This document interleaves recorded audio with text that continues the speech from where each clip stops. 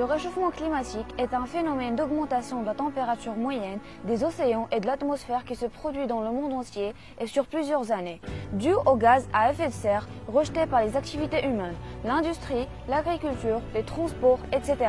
D'ailleurs, ces changements climatiques ont toujours existé. Ils varient entre périodes glaciaires et réchauffement de la planète, chose qui peut provoquer des catastrophes naturelles considérables à long terme. Les climatologues estiment la hausse de la température entre 2,1 et 4,8 degrés Celsius au cours du siècle. Effectivement, une étude récente montre que si la température globale augmente de 2%, plus de 20% des espèces vont disparaître. Environ 2 millions d'espèces.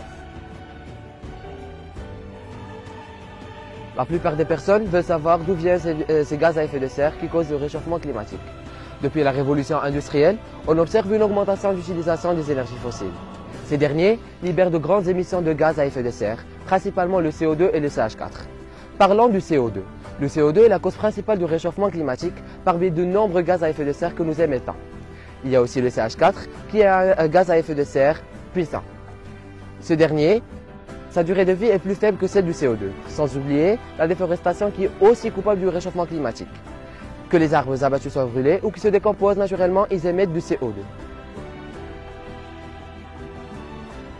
Notez bien que les records de chaleur se multiplient. 2018 devrait être la 4e année la plus chaude censée depuis le début des relevés, selon l'Organisation météorologique mondiale. Les glaciers de la planète ont aussi rétréci pour la 38e année consécutive. Maintenant que le réchauffement climatique est enclenché, on craint un changement de climat qui dépasserait les moyens d'adaptation de l'homme, des animaux ainsi que des végétaux et amènerait à une augmentation du niveau des mers. Par conséquent, la modification de l'habitat des animaux ainsi que des végétaux et la perturbation des écosystèmes.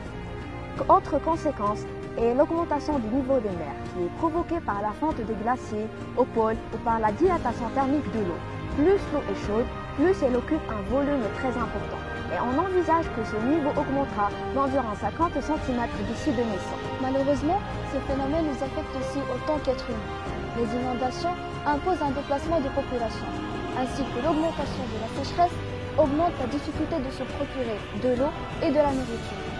En Afrique, par exemple, la sécheresse s'amplifie, le désert gagne sur la savane, les ressources en eau baissent, menaçant des agricultures déjà précaires. Malaria, dengue et fièvre jaune gagnent de nouvelles régions, ainsi que les neiges de Kilimandjaro pourraient disparaître d'ici 2020. Pour lutter contre le réchauffement climatique, il faut réduire la consommation d'énergie qui produisent des gaz à effet de serre. Et cela peut se faire en consommant moins d'énergie et en développant la production d'énergie nucléaire et celle d'énergie renouvelable. Par exemple, l'énergie éolienne, l'énergie solaire ou encore l'énergie hydraulique qui permet la production d'électricité. Le réchauffement climatique étant en lui-même un phénomène naturel, s'est accéléré avec l'action de l'homme sur son environnement. À ce réchauffement accéléré, des problèmes sont constatés tant au niveau environnemental que humain.